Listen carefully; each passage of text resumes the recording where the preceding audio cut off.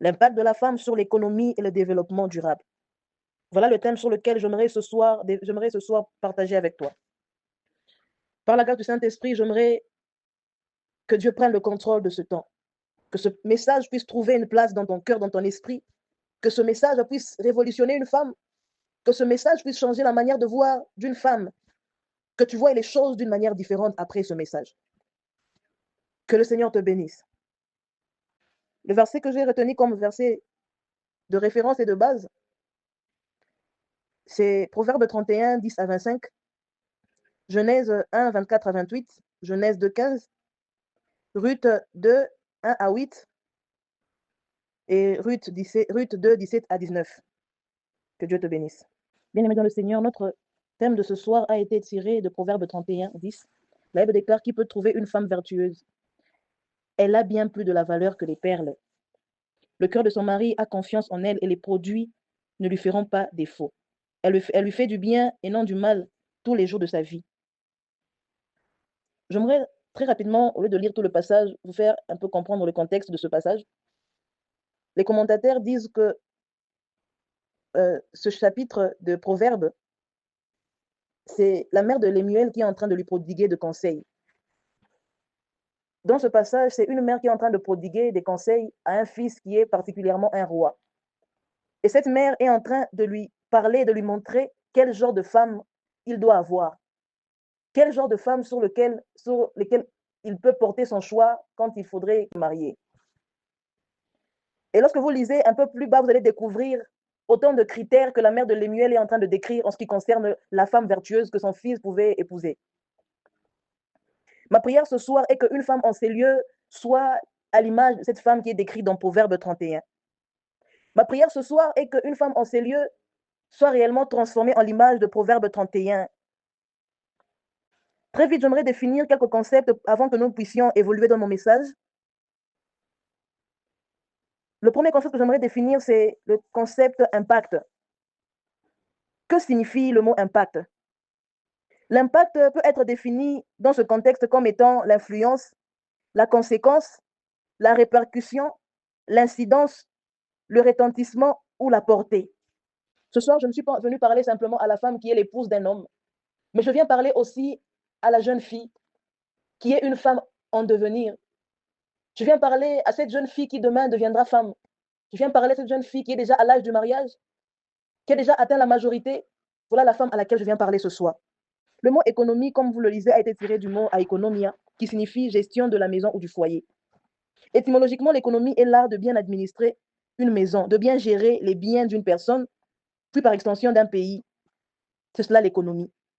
Le développement durable, c'est un modèle de développement visant à concilier le progrès économique, la justice sociale, la protection de l'environnement afin de répondre aux besoins présents sans porter préjudice ou nuire aux générations futures. Bien-aimés dans le Seigneur, lorsque vous lisez Genèse 1, 24 à 28, vous comprenez avec moi une chose. Dieu, après avoir tout créé, après avoir créé les cieux, il a créé la terre, il a créé tout ce qui pouvait contenir les cieux et la terre, les animaux, les arbres. Il a même créé l'homme. Après avoir créé toutes ces choses, il se rend compte qu'il manquait quelque chose de très important. Il manquait une créature très importante. Et Dieu se décide de créer la femme. Dieu crée tout ce qu'il avait créé. Il a créé les cieux, il a créé la terre, les étoiles. Après, il crée l'homme, il le place dans ce jardin qui était parfait pour que l'homme puisse cultiver, qu'il puisse garder ce jardin. Et c'est là qu'il se rend compte qu'il manque quelque chose. Dieu se décide de créer alors la femme. La Bible déclare qu'il lui fit une aide semblable pour qu'ensemble, ils puissent garder et cultiver ce jardin qu'il avait créé. J'aimerais dire ce soir à une femme que tu es la dernière créature que Dieu a créée pour que tout soit parfait. Lorsque Dieu a créé les animaux, il leur a donné également la capacité de se multiplier. Il leur a donné la capacité de se reproduire. Il leur a donné presque toutes les compétences qu'il avait données à l'homme, mais à une différence. Il dit aux animaux, multipliez-vous, remplissez la terre. Mais lorsqu'il arrive chez l'homme, il ne se limite pas simplement à leur dire ou à leur demander de se multiplier, de remplir la terre. Il demande également à l'homme d'assujettir la terre, d'assujettir et de dominer sur toute la création. Et ce qui marque beaucoup plus mon attention, c'est que lorsqu'il créait les animaux, lorsqu'il a tout créé, la Bible dit Dieu créa, mais lorsqu'il arriva au point de créer l'homme, la formulation change, on dit faisons l'homme à notre image, selon notre ressemblance, et qu'il domine sur les poissons de la mer, sur les oiseaux du ciel, sur le bétail, sur toute la terre, et sur tous les reptiles qui rampent sur la terre. Alléluia. La Bible dit que Dieu créa l'homme à son image, et il le créa à l'image de Dieu. Il créa l'homme et la femme à son image et à sa ressemblance. Dieu les bénit et Dieu leur dit, soyez féconds, multipliez-vous, remplissez la terre et assujettissez, et dominez sur les poissons de la mer, sur les oiseaux du ciel et sur tout animal qui se meut sur la terre. Alléluia. J'aimerais dire ce soir à une femme que tu as reçu le mandat de Dieu. Tu as reçu le mandat de gérer l'économie de la part de Dieu. La Bible dit dans Genèse 2,15 que l'Éternel Dieu prit l'homme et le plaça dans le jardin d'Éden pour le cultiver et le garder. Et c'est un peu plus bas que Dieu se rend compte que l'homme était seul. Il lui fallait une aide semblable. La Bible dit qu'il amena l'homme dans un profond sommeil où il tira une côte et il lui fit une aide semblable. Une aide valable, une aide qui pouvait l'aider à gérer, une aide qui pouvait l'aider à cultiver et à garder le jardin. En d'autres termes, une aide qui pouvait l'aider à gérer, une aide qui pouvait l'aider à appliquer l'économie, une aide qui pouvait l'aider à appliquer le développement durable. Parce que lorsque l'on cultive, on applique le développement durable. Je viens de dire ce soir à une femme que tu es l'aide dont il fallait à l'homme pour qu'il puisse garder la création. Tu es l'aide dont il fallait à l'homme pour qu'il accomplisse parfaitement la gestion de la création divine. Que le Seigneur bénisse une femme qui est en ces lieux. Que le Seigneur bénisse une femme qui est connectée à ce live. Je viens de dire à une femme ce soir que tu es l'actrice principale de l'économie et du développement durable. Tu es la personne qu'il faut. Tu es à la place qu'il faut lorsque tu es placé pour gérer l'économie. Et nous pouvons le voir, nous pouvons le constater même dans les foyers. C'est la femme qui gère tout. C'est la femme qui est censée savoir les achats qu'il faut faire à la fin du mois. C'est elle qui fait la provision. C'est la femme qui connaît les dépenses qu'il faut effectuer. C'est la femme qui connaît les achats qu'il faut effectuer. C'est elle qui connaît la provision qu'il faut apporter. C'est elle qui connaît la logistique à faire pour que nous puissions joindre les deux bouts du mois. Ce soir, je viens dire à une femme que tu es l'actrice principale de l'économie et du développement durable. Si nous voulons comprendre d'une manière brève ou explicite le thème qui nous a été confié ce soir, qui est l'impact de la femme dans l'économie et dans le développement durable, nous pouvons, en d'autres termes, dire l'impact de la femme dans le travail. L'impact de la femme dans le travail. La femme a la capacité de travailler dans n'importe quel domaine. Elle a reçu ce mandat-là de travailler. Elle a reçu ce mandat d'être compétente. Oui, la femme est compétente. La femme a en elle des compétences. Elle est capable de faire plusieurs métiers. Elle est capable d'accomplir plusieurs tâches en une journée.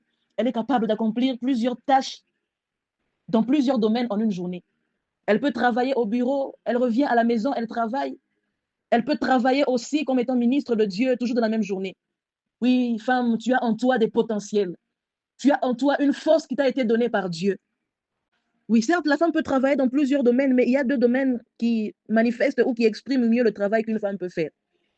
Le premier domaine, c'est le domaine séculier, qui est le travail rémunéré. Et nous voyons par là une femme qui peut travailler dans un bureau, une femme qui peut travailler dans une boutique, une femme qui peut manifester n'importe quel métier, qui peut travailler dans n'importe quel domaine. Ça, c'est le travail séculier. Un travail qui lui rapporte un salaire quelconque, un travail qui lui rapporte une rémunération. Mais il y a aussi un deuxième type de travail où la femme s'exprime aussi. C'est le travail qui est le travail non rémunéré, ou encore le travail qu'on appelle couramment femme ménagère.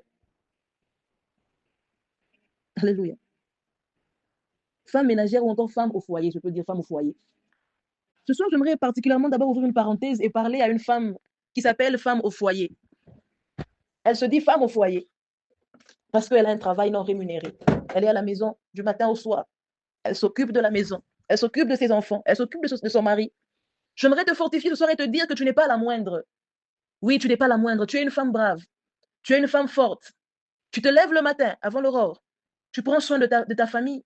Tu prends soin de tes enfants. Tu prends soin des tâches de ta maison. Tu peux avoir une ménagère. Tu instruis la ménagère. Ta maison tient parce que tu es là et tu sais faire le suivi. Oui, ce soir, j'aimerais t'encourager et te dire que tu es une femme forte. Même si tu n'as pas de salaire, à la fin du mois, j'aimerais te dire ce soir que tu mérites les fleurs. Tu mérites tu mérites même d'avoir un salaire si c'est possible. Tu n'es pas la moindre, tu n'es pas à négliger. Tu dépends de ton énergie pour ta maison. Tu fais les devoirs avec les enfants. Oui, femme au foyer, ce soir, je viens t'encourager pour te dire que tu es forte. Pour te dire que ce que tu fais n'est pas inutile, ce que tu fais n'est pas un temps perdu. Il y a des femmes dont l'appel est de rester au foyer. Oui, oui. Il y a des femmes dont leur appel, lorsque Dieu les a appelées, il les a appelées pour qu'elles soient femmes au foyer. Parce que Dieu sait que les combats que son mari aura, Dieu sait que les combats que ses enfants auront, la destinée que ses enfants ont, avec une telle destinée, tu ne peux pas travailler. Dieu sait qu'avec la destinée de ton foyer, de ta maison, la mission que vous avez à accomplir, il faut que tu sois à temps plein à la maison pour veiller sur la nourriture de tes enfants, veiller sur la nourriture de ton mari. Ah, j'aimerais te fortifier ce soir. Il y a une femme qui se dit sûrement, qu'est-ce que je peux être moi? Je ne sers à rien, je suis là du matin au soir, je ne peux produire aucun franc. Oui, j'aimerais te dire ce soir, ne te minimise pas parce que tu restes au foyer. Il est possible que ta mission soit d'être à la brèche dans ton foyer comme femme au foyer. Que le Seigneur te bénisse, que le Seigneur te fortifie, que le Seigneur renouvelle ta force. Au nom suprême de Jésus, qu'il te oigne encore ce soir, qu'il augmente ton zèle pour l'œuvre que tu accomplis pour ta maison. Il y a plusieurs femmes peuvent travailler. Oui, les femmes peuvent travailler. Elles peuvent travailler dans n'importe quel domaine. Mais en ce qui concerne l'impact, ce n'est pas n'importe quelle femme qui peut apporter de l'impact. Ce n'est pas toutes les femmes qui peuvent produire de l'impact. Ce n'est pas toutes les femmes dont le travail peut avoir de l'influence. Alléluia. Oui, les femmes peuvent travailler, mais ce n'est pas toutes les femmes dont le travail produit de l'impact. Ce n'est pas toutes les femmes dont le travail a de l'influence. Pour produire de l'impact, il faut quelque chose. Il y a des critères qu'il faudrait avoir pour arriver à produire de l'impact par son travail. Il y a des critères qu'une femme devrait avoir pour arriver à produire de l'impact par son travail. Que cela soit dans son foyer comme étant femme ménagère, que cela soit dans le domaine séculier, là où elle est, dans son bureau, dans sa boutique, au marché, dans l'entrepreneuriat, dans l'agriculture. Il faudrait avoir quelques caractéristiques pour arriver à apporter de l'impact. Mais parce que nous parlons d'impact positif, il faudrait que tu aies certaines qualités. Il faudrait que tu aies certaines caractéristiques pour que tu arrives à produire de l'impact. Il faudrait que tu aies réellement certaines qualités qui te distinguent des autres pour que ce que tu fais puisse influencer, pour que ce que tu fais puisse impacter. Lorsque vous lisez l'histoire de Ruth, vous comprendrez avec moi que Ruth n'était pas n'importe quelle femme. Ruth ne se comportait pas de n'importe quelle manière. Ruth était une femme d'exception. Elle avait autant de critères qui ont fait qu'elle soit qualifiée à la grandeur, qui ont fait qu'elle puisse impacter. Oui, le travail de Ruth avait de l'impact. Ça a eu de l'impact sur la vie de sa belle-mère, Naomi, parce qu'elle pouvait nourrir Naomi. Ça a eu de l'impact sur sa propre vie, parce que par son travail, elle a pu s'attirer le mariage. Oui, il y a des caractéristiques qu'il faudrait avoir pour arriver à générer de l'impact, pour arriver à déclencher de l'impact par son travail. Certes, il y a plusieurs caractéristiques qu'une femme peut avoir pour qu'elle puisse avoir de l'impact dans ce qu'elle fait. C'est-à-dire que lorsque vous lisez le passage de Ruth ou l'histoire de Ruth, vous allez dénicher plusieurs caractéristiques que Ruth avait qui ont fait la différence dans sa génération. Déjà, lorsque vous lisez son histoire, quand Naomi, sa belle-mère, voulait quitter la ville de Moab, Ruth ne s'est pas comportée comme sa coépouse. Elle a dit à Naomi que moi, je vais marcher avec toi. Moi, je vais t'accompagner. Où tu iras, moi, j'irai avec toi. Ton Dieu sera mon Dieu. Ton peuple sera mon peuple. Alléluia. Oh, gloire à Dieu. La première caractéristique que moi j'ai soulignée ce soir pour vous, qui peut faire qu'une femme puisse avoir de l'impact, c'est avoir en elle la divinité de Dieu. Alléluia. Oui, bien aimé dans le Seigneur. Pourquoi vous pouvez dominer, vous pouvez assujettir d'autres créatures. Alléluia. Ruth dit à Naomi une chose, il dit, ton Dieu sera mon Dieu. Même si je suis moabite, même si mon peuple est connu pour ses abominations, pour ses iniquités. Mais moi, je refuse cette identité-là. Moi, je m'accroche à ton Dieu. Ton Dieu sera mon Dieu. Je me greffe à ton Dieu. Je change d'identité spirituelle. Je m'attache à ton identité spirituelle. Alléluia. Je m'attache à ton identité spirituelle, toi, Naomi. Ton Dieu sera mon Dieu. Dès que Ruth a dit cette phrase, son identité spirituelle avait changé. Elle avait en elle quelque chose de spécial. Elle avait en elle le Dieu d'Israël. Voilà ce qu'il a distingué. Voilà ce qu'il a distingué pour qu'elle puisse avoir aussi de l'impact malgré ses origines. En ce temps de la fin, ce temps de réveil, où Dieu a répandu son esprit sur toute chair. La Bible dit que Christ, lorsqu'il était en train d'aller vers le Père, il dit aux disciples, je ne vous laisserai pas comme des orphelins. Je ne vous laisserai pas seuls comme des orphelins. Je vous enverrai le Saint-Esprit. Le Saint-Esprit survenant sur vous, vous serez mes témoins. J'aimerais dire que le Saint-Esprit n'est pas simplement là pour nous aider à parler en langue. Le Saint-Esprit n'est pas simplement là pour nous aider à prophétiser. Le Saint-Esprit est capable de t'apprendre comment gérer l'économie de ta maison, comment bien travailler, comment avoir des résultats dans ton travail, que tu puisses produire des résultats dans tout ce que tu fais. Le Saint-Esprit en est capable. La Bible déclare que le Saint-Esprit vous enseignera toutes choses. Il est capable, peu importe le domaine dans lequel tu travailles, maman, peu importe ce que tu fais, même dans ton foyer, il est capable de t'enseigner toutes choses. Il en est capable. Le Saint-Esprit est capable de t'apprendre toutes choses afin que tu aies de l'impact. Il est impossible que tu aies de l'impact sans le Saint-Esprit. Alléluia. Il est impossible que quelqu'un puisse générer de l'impact s'il n'a pas en lui le Saint-Esprit. La première de clé que toi tu as ce soir, c'est que tu as le Saint-Esprit. Puisque tu as en toi le Saint-Esprit, c'est que tu es capable d'avoir de l'impact dans tout ce que tu fais. Peu importe ce que tu fais, peu importe le domaine dans lequel tu es en train d'opérer. Il est possible que tu aies étudié un tel domaine, mais tu travailles dans un autre domaine. Il est possible que tu aies étudié un tel domaine. Par exemple, tu as fait, comme moi, l'hôtellerie, mais Dieu permet que tu aies un travail comme étant banquière. Dieu est capable, le Saint-Esprit est capable de t'instruire, de t'enseigner toutes choses. Alléluia. Il en est capable. Il en est capable. Je parle toujours à une femme. J'aimerais que tu changes ta manière de voir le Saint-Esprit. Dans tout ce que tu fais dans ton foyer, il est capable de t'enseigner comment gérer ton foyer, comment gérer ton mariage, comment gérer tes enfants, comment les éduquer, comment gérer la provision, comment réussir le budget. Il est capable, le Saint-Esprit. Bien aimé Seigneur, la deuxième caractéristique que la femme qui veut avoir de l'impact dans l'économie et le développement durable, cette femme est diligente, elle est rigoureuse. Une femme qui n'est pas consciente, une femme qui ne fait pas les choses avec rigueur, qui est négligente, ne peut pas produire de l'impact. Une femme qui fait des travaux bâclés, elle reporte tout. Une femme qui n'est pas consciente, une femme qui ne fait pas les choses avec rigueur, qui est négligente, ne peut pas produire de l'impact. Une femme qui fait des travaux bâclés, elle reporte tout, elle ne peut pas produire de l'impact. Il n'y a que ceux qui sont rigoureux qui peuvent produire de l'impact. Troisièmement, une femme qui se connaît, qui connaît son potentiel, qui connaît ses compétences. Une femme qui a confiance en soi, cette femme peut produire de l'impact.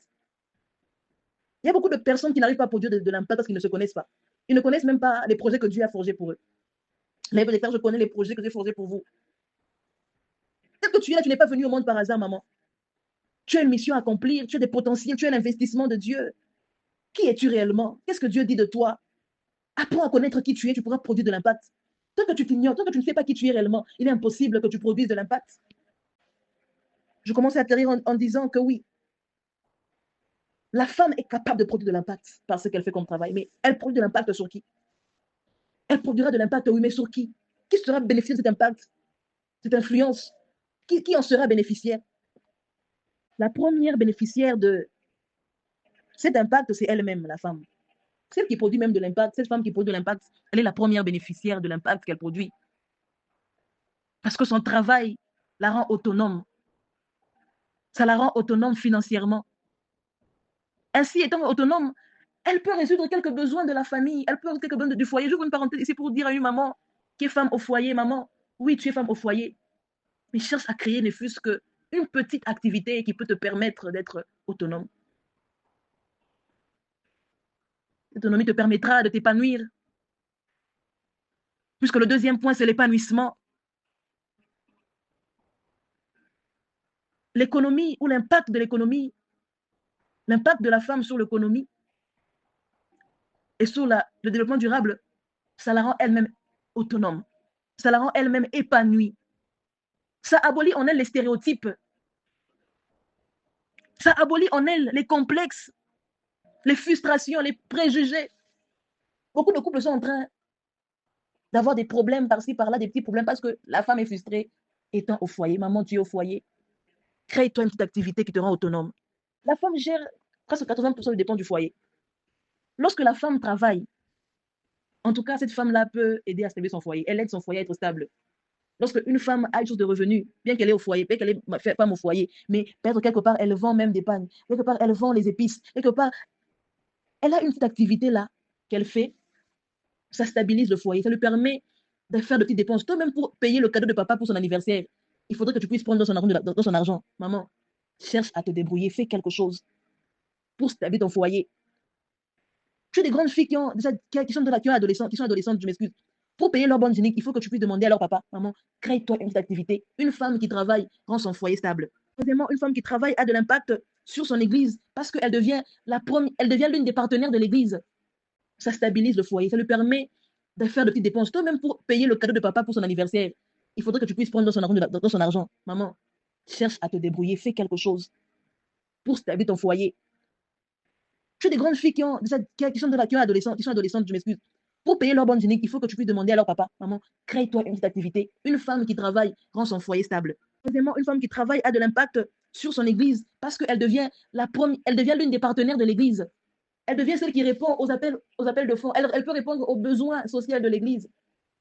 Quatrièmement, le travail de la femme a de l'impact sur son pays. Elle devient une citoyenne modèle. Les gens se réfèrent à elle. Elle travaille pour l'amélioration de l'économie de son pays au travers de l'entrepreneuriat, au travers de l'agriculture. La plus grande main-d'œuvre de l'agriculture, c'est les femmes. Cela est très important. J'aimerais dire ce soir à une femme, j'aimerais encourager une maman ce soir pour te dire que tu as les potentiels en toi. Le Seigneur a mis autant de grâce en toi. Développe les caractères d'une femme qui peut impacter et Dieu te fera du bien. Développe le Saint-Esprit, l'intimité avec le Saint-Esprit. Le Saint-Esprit est capable de t'enseigner toutes choses. Il est capable de t'apprendre comment avoir de l'impact au travers de ton travail. Peu importe le travail que tu as, qu'il y ait de résultats, que ton travail soit efficace, que ton travail soit reconnu, que ton travail soit loué. Le Saint-Esprit est capable de faire de toi une source de bénédiction. Je prie ce soir que Dieu fasse de quelqu'un une source de bénédiction. Que Dieu fasse d'une maman en cellule une source de bénédiction. Déclare cette phrase avec moi. Je suis une femme d'impact, non pas seulement à cause de mes compétences, mais plus parce que je suis porteur de la divinité de Dieu. Oui, commence à le déclarer ce soir. Commence à le déclarer. Déclare que tu es une femme d'impact. Déclare que tu es une femme d'impact. Pas à cause de tes compétences, non. Pas à cause de cela, mais parce que tu as en toi le Saint-Esprit. Parce que tu as en toi le Saint-Esprit. Ce soir, l'une des meilleures clés que je peux retenir qui peut nous plonger en prière, c'est que nous avons le Saint-Esprit. Nous avons le devoir et l'obligation de réussir dans notre travail.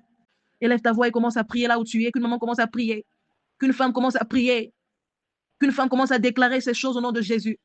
Je suis une femme d'impact, non seulement parce que j'ai des compétences, je suis intelligente, je suis diplômée. Non, pas seulement à cause de ça. Oui, j'ai fait des formations, mais au-delà de toutes ces choses, j'ai le Saint-Esprit en moi. Je connais Dieu.